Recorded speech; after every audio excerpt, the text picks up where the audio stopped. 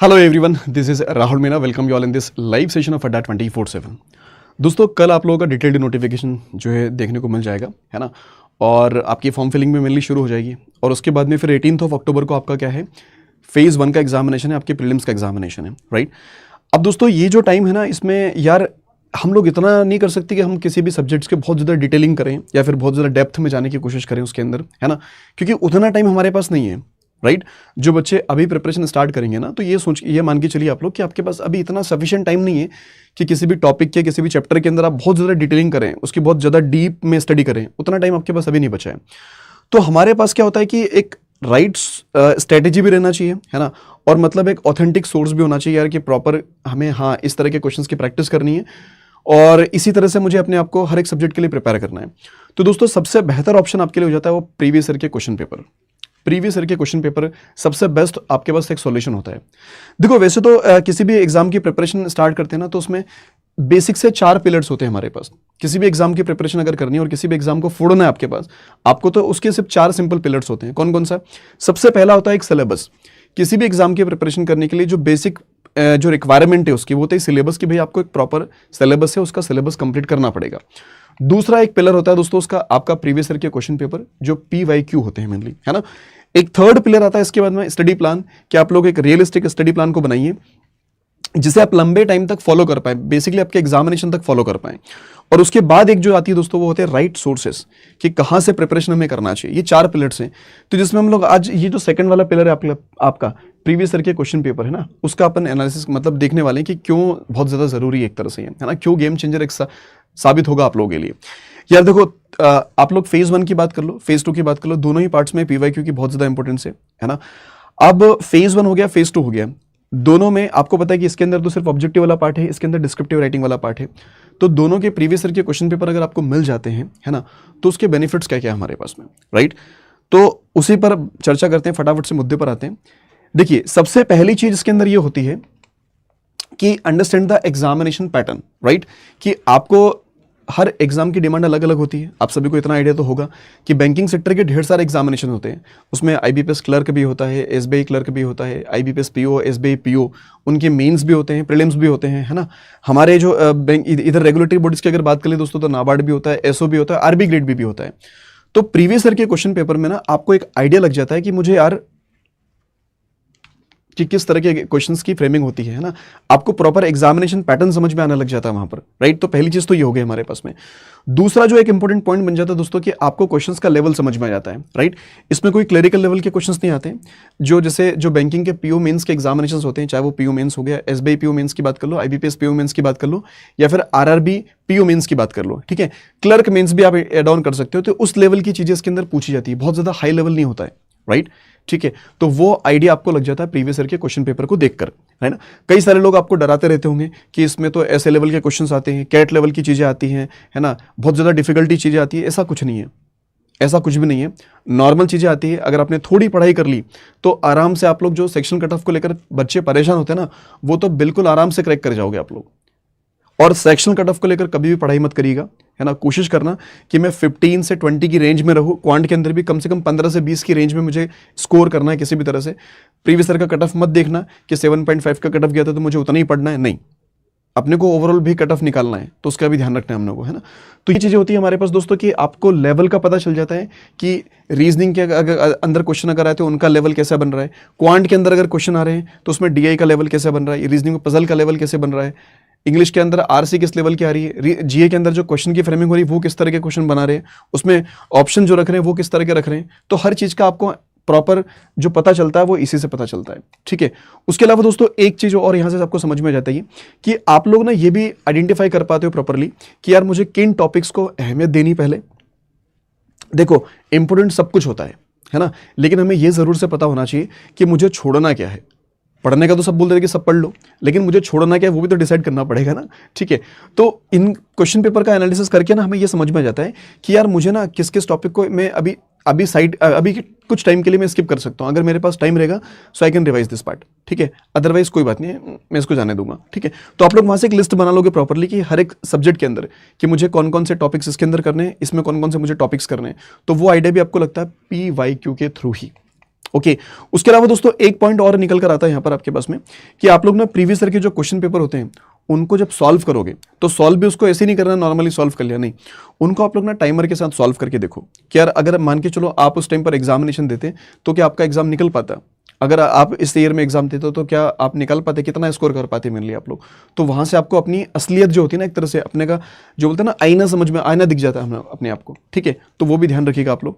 उसके अलावा दोस्तों एक चीज़ और है कि आप लोग जैसे हमने बोला ना कि आप इंपॉर्टेंट टॉपिक्स को अलग कर लोगे और ऐसा लग रहा है कि जो मतलब टाइम वेस्टिंग वाले टॉपिक्स है राइट, जिसको लग रहा है कि यार थोड़े से डिफिकल्ट वाले टॉपिक्स मुझे डिफिकल्टी हो रही है इनमें, तो उनको थोड़ा साइड बाय कर सकते हो एक रेड सर्कल मार्क करके कि हाँ इनको मैं देखूंगा लास्ट में इनको देखूंगा, अगर हुआ हो सका तो बनाऊंगा, अदरवाइज कोई दिक्कत नहीं, ठीक है। तो ये चीज़ होगी।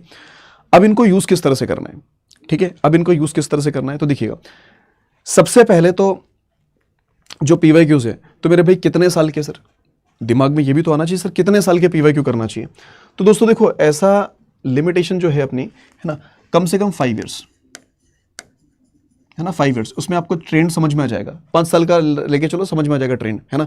तो सबसे पहला जो पॉइंट होगा हमारे पास में कि सबसे पहली स्टेप होगी कि हमें क्या करना है कि पिछले 5 साल के पीवाईक्यू मुझे कलेक्ट करना है। अब सर कहाँ से करूँ कलेक्ट, भाई देखो अड्डा 24/7 का अपना प्लेटफॉर्म है, यहाँ पर आपको मिल जाएंगे, किसी और वेबसाइट पर देख लो वहाँ मिल जाएंगे, ठीक है। कलेक्शंस अगर आप बोलते हैं ना ढूंढने निकलोगे चीज़ों को, अगर एक बार तो ये करो कि हाँ मुझे करना है, और जो करना आएगा ना तो फिर उसके बाद में स्टेप बनती रहेगी कि मुझे कहाँ से करना है किधर से करना है। गूगल है आपके पास में, इंटरनेट सभी के पास में है, चीज़ें सर्च करो सब कुछ मिलेगा राइट। तो इसके अंदर कम से कम 5 साल के आपको पीवाईक्यू लेके चलना है। सर कहाँ से लेके चलना है, देखो 2019 का लेना, सबसे पहले 2019 का ले लीजिएगा आप लोग, 2019 का, 20 में तो एग्जाम हुआ नहीं था, ठीक है। फिर 2021 का आ जाएगा आपके पास में, 21 के अलावा फिर आप लोग कर लोगे 22 का देख लीजिएगा, 22 के अलावा दोस्तों आप लोग कर लीजिएगा 23 का, 23 के अलावा कर लीजिएगा आप लोग 24 का, कितने 24 का। तो 1 2 3 4 5 और इसी ऑर्डर में करना, इसी ऑर्डर में करना। इस ऑर्डर में क्यों सर, भाई देखो इस ऑर्डर में करोगे ना तो आपको लेवल समझ में आ जाएगा कि यार लेवल में इंक्रीमेंट हुआ है कि नहीं हुआ है। क्योंकि देखो जो पहले जो 2019 का पेपर अगर देखोगे ना आप लोग तो आपको लगेगा ये आरबीआई ग्रेड बी का पेपर है। जब 2019 का पेपर आप लगाओगे सॉल्व करोगे तो आपको लगेगा कि वाकई में आरबीआई ग्रेड बी का पेपर है, हाँ। फिर 2021 में थोड़ा सा समझ में आएगा, 2022 में थोड़े से अच्छे, 2023 में अच्छे लेवल के क्वेश्चन पेपर, लेकिन 2024 में भी मतलब इतना ज़्यादा डिफिकल्ट पेपर नहीं था, क्योंकि वो पेपर एक्चुअली हमने भी दिया था, है ना, क्योंकि देखना पड़ता है कि यार किस तरह का ट्रेंड चल रहा है, तो दिया था हमने भी, तो इतना ज़्यादा डिफिकल्ट पेपर नहीं था ये वाला 24 वाला, ठीक है।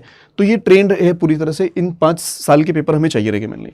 तो पहले आप लोग इनको इकट्ठा कर लो, ठीक है दोस्त। अब इकट्ठा करने के बाद में क्या करना है अपने को कि चैप्टर टेकिंग कर लेनी है इसके अंदर से, मतलब वही कि हमें आइडेंटिफाई कर लेना है कि भाई इस सब्जेक्ट के अंदर इस टॉपिक से क्वेश्चंस आए हैं, ठीक है। 5 साल के अंदर पता चल जाएगा कि यार ये जैसे मान के चलो प्रॉफिट एंड लॉस हो गया, तो प्रॉफिट एंड लॉस अगर है तो कहाँ पर क्वेश्चंस आए, कितने साल, 5 साल में कहाँ से क्वेश्चन पूछे उन्होंने। नंबर सीरीज हो गई तो कहाँ से क्वेश्चन पूछे, उसके अलावा क्वाड्रेटिक इक्वेशन हो गया आपके पास में क्वांट में, तो कहाँ से क्वेश्चन पूछे। इसी तरह से आप लोग रीजनिंग के अंदर आइडेंटिफाई कर लीजिएगा, जीए के अंदर आइडेंटिफाई कर लीजिएगा, है ना, कि यार कहाँ से क्वेश्चन पूछे गए हम लोगों के, तो वो चीज़ें आपको समझ में आ जाएगी इसी के थ्रू, राइट। अब इसमें टाइम लगता है दोस्तों, ऐसा नहीं कि मतलब जैसे ही हो गया हमारे पास, थोड़ा सा टाइम लगता है इन चीज़ों में, तो थोड़ा सा पहले इकट्ठा करो, उसके बाद में फिर ये टैगिंग करिए आप लोग, है ना। उसके अलावा दोस्तों एक बात जो आती है हमारे पास में कि एनालाइज मिस्टेक इन डिटेल्स, मतलब क्या कि जैसे मान के चलो आपने क्या करा कि 19 का मॉक दिया आप लोगों ने, मॉक देने के बाद में वो तो मिल जाएंगे ना प्रीवियस ईयर के क्वेश्चन पेपर्स, या फिर टाइमर लगा लेना उसके अंदर, तो उसको सॉल्व करने की कोशिश करना, अपने एंड से सॉल्व करना, देखना, प्रॉपर एनालिसिस, जैसे मॉक टेस्ट का एनालिसिस करते हैं ना वैसे ही एनालिसिस करना है कि मैं कहाँ पर मिस्टेक कर रहा हूँ, मुझसे कहाँ पर क्वेश्चंस नहीं बन रहे, किस टॉपिक के क्वेश्चंस नहीं बन रहे। जिस टॉपिक के क्वेश्चंस नहीं बन रहे ना उस टॉपिक को एक बार रिवाइज कर लो, उसके कॉन्सेप्ट समझ लो एक बार, राइट।